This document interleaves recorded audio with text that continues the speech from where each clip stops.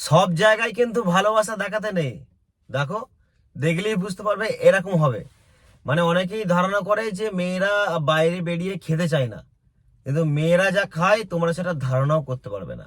অনেক মেয়ে লিপস্টিক মুছার ভয়ে হয়তো বাইরে খেতে চায় না, মনে করে যে মেয়েটা খুব স্বচ্ছ টুকটাক খাওয়া দাওয়া করে।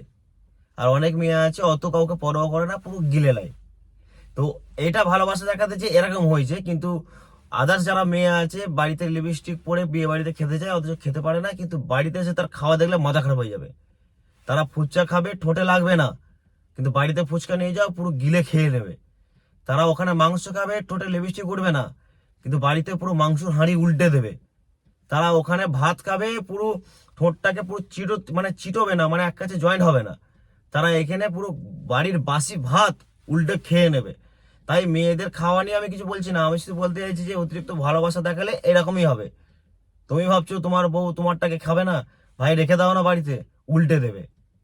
তাই ভিডিওটাকে মজার ছলে বানালাম, কেউ কিছু মনে করো না।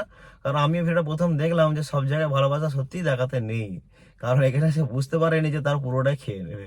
ঠিক আছে, এই জন্যই বানালাম।